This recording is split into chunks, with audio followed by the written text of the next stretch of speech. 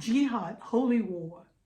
They like to, the Muslims like you to believe that jihad is just a struggle against for self-control. There's nothing like that at all. You have to go back to the source. People, the example is Muhammad. And that's it. There's no such thing as I'm going into a cave to meditate, to be a good person. You have to get that out of your head first so that you can understand. If you've attended some of the Hamas supporting protests, there is one tape of a guy in New York that says that Islam is the best religion. It should be in every home.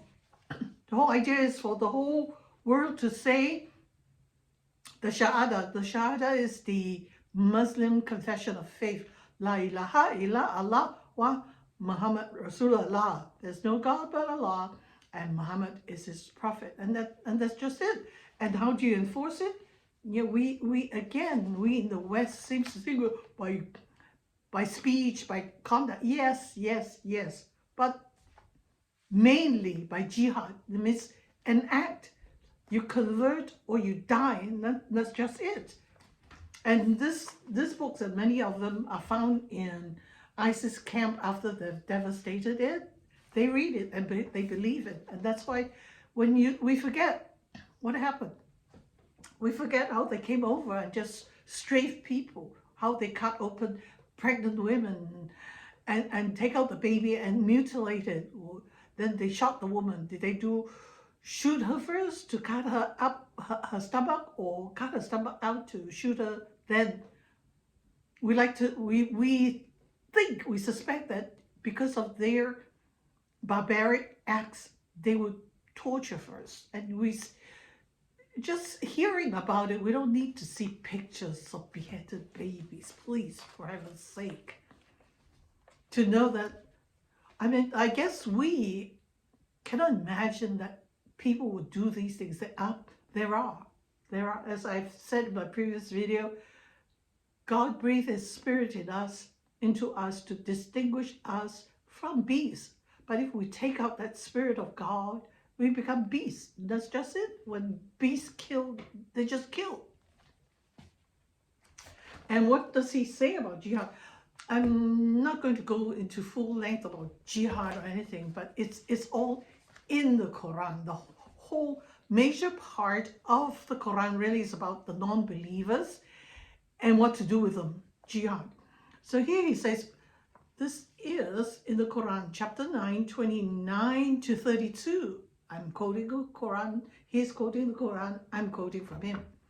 Fight against those among the people of the book. People of the book are the Jews and the Christians who do not believe in God in the last days. That's actually Allah in the last days, who do not forbid what God and his messenger have forbidden, and who do not consider the true religion theirs. It's the true religion as their way of life until they're subdued, convert, and pay the jizya. What is the jizya? Jizya is a poll. In certain cases, they allow you to live, if you don't convert, you live as dhimmis, that means second class or lower class citizens, and you pay the jizya. Jizya is a poll tax. It's very, very expensive. It's like 25% to subdue you, to conquer you.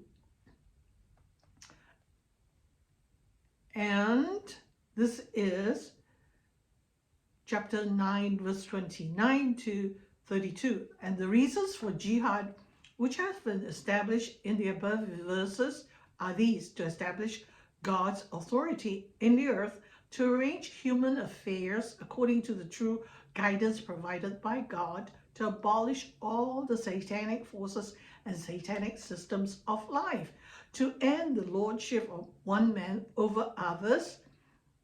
Since all men are creatures of Allah and no one has the authority to make them his servants, these are the reasons sufficient for proclaiming jihad.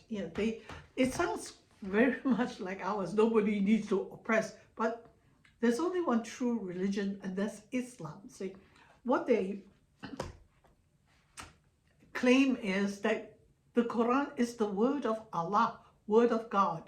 Our Bible doesn't say it's the word of God, but rather it's the word of God to man. So in the end, it's man who writes these things down. Thus saith the Lord. It's not like word of God, and there it appears on print. But they believe that it is, that this, whatever is said here is not, it's been revealed by God to Angel Gabriel and then to Muhammad as written down. So it's the exact word of Allah.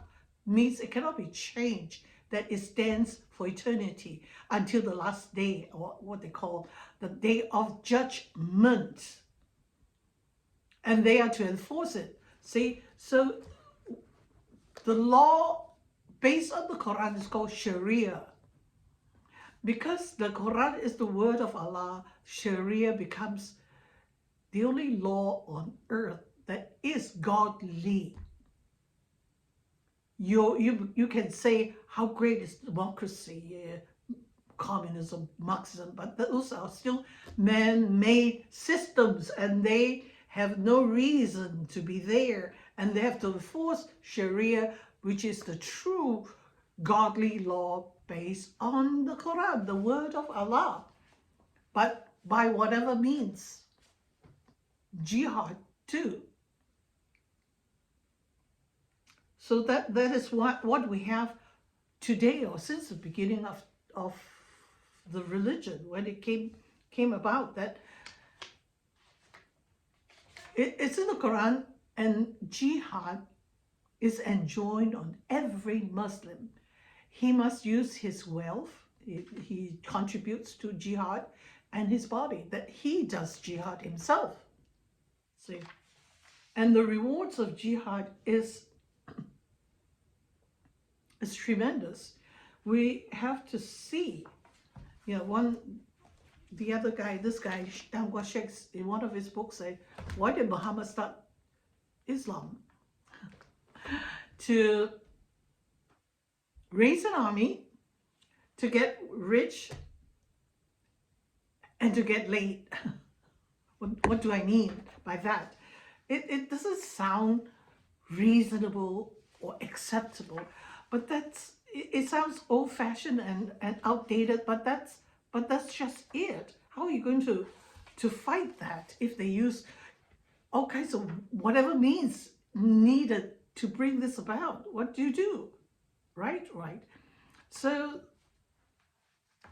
when Muhammad first started, it was in Mecca, and he wrote the first part of the Quran, the stories about Abraham and things, but the whole stories all jumbled up, things they heard in fireplaces, which you can't really remember how it goes, and then he made things up and he presented it to the people in Mecca. Some of them are Jews.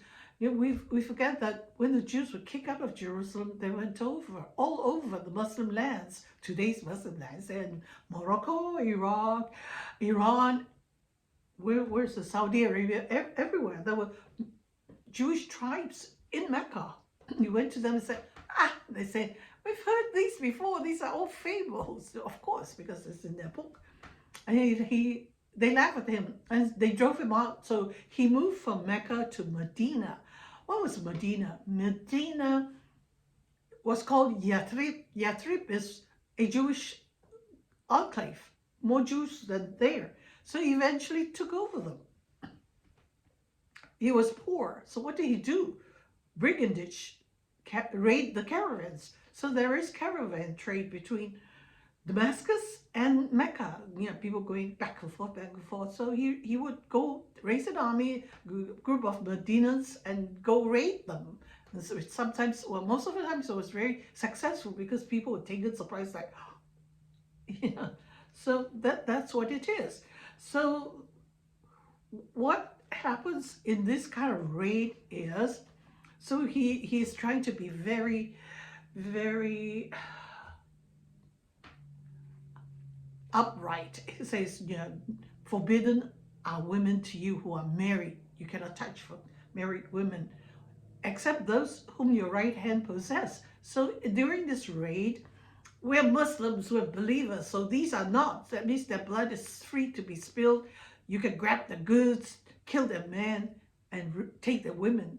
Even most of the women are married and their husbands are still alive. They haven't killed them yet. So his followers were kind of like taken aback. They're still married. You say you cannot touch married women. I said, no. Whatever your right hand possess, it means these are non-believing women. You can take them. Just do whatever you want with them. See, that is where you see all these rapes coming from. And you wonder, they're supposed to be so upright and so moral. Where did this come from? No. As I've reiterated before, there are two groups. The believers, and it's called Dar al-Salam, that means there's peace there. Your property and your blood is protected, and your Dar al-Harb, your non-believers, that means nothing about you is protected. There's no protection. So we are forgetting very fast the events as our focus turns elsewhere, to the suffering of the Gazans. Yeah, we cannot deny their suffering on both sides, but who initiated it? In a sense, Douglas Murray recently in an interview said, there is no proportionality in war, but it's always, why is it always demanded of the Israelis? And that's the truth. So here, Israelis are asked to tamp down their revenge. It's like as if there's such a thing that an eye for an eye, or they kill so many of your people, you go kill so many of them. They rape your women, you go rape. It's like, where's this coming from? In the first place, it shouldn't have been started. Let's put it this way. So again, this is hard for us to fathom. It's so foreign, but until you learn it, and learning it you must, not so much to do anything about it, but to understand the situation and to understand a lot of these kibbutz are way down south, way beyond the reach of IDF. Really, there's really very little defense there, not like closer in town where the defense is there, the fences are higher, IDF is always there. So we wonder why the defense is so easily breached. Yeah, it was easy. They bomb a hole, and then everybody comes over. They flew over using paragliders, and it took IDF soldiers, I think there was some. This woman heard the commotion, got up in her pajamas. She took the gun and went, and her officer came too, but they were easily overwhelmed. But the important fact is why. Jihad. And that's just it. There's no other easy way. And the thing is, there are three important things in Islam. Sirah Rasul Allah, the biography of Muhammad, the Quran, and the Hadiths. The Hadiths are sayings of Muhammad to explain the Quran, why each verse is being sent down, as they say, is sent down to me, and I reveal it to him. It explains it, without which you cannot understand. And another is very important Islamic concept is booty. So when Muhammad went after the raid, he says, these are non-believers. You can take anything of them, kill their men, rape their women, take their goods. See, this is the booty. And the booty are the camels, the goods, the money, whatever, and it's split up. And 1/5, it says here in the Quran, chapter 8, verse 41, know that whatever booty you take, the 5th of it is God's and the messengers. See, the Prophet takes 1/5, the rest is split among all the warriors. So the Islamic jihad of booty is very wide indeed. In addition to gold, diamonds, and landed property, it also includes women, the most coveted prize. And we hear of, in one of the raids on a Jewish settlement, Kaiba, where they killed all the men and took the goods and stuff, and the women, and there was this beautiful woman, Sophia, beautiful Jewish woman that this warrior got. And the prophet took one look at her and said, you take another woman, she's mine. There are all this surprise. Where do we get it from? From them. Not that we know anything. They've revealed everything, and all this information comes from Islamic sources, comes from the Quran, comes from the biography of Muhammad and the hadiths, and from scholars. In those days, these are scholars. It's all there. They don't hide anything. So I'm just repeating what I've learned over the last 9 years. It was horrifying at first, but now it doesn't affect me as much. I know when you see it, I know why they do what they do, and you need to know why they do what they do too, so that not that you not be shocked, then you know why it's all started by them. This is not the first, won't be the last.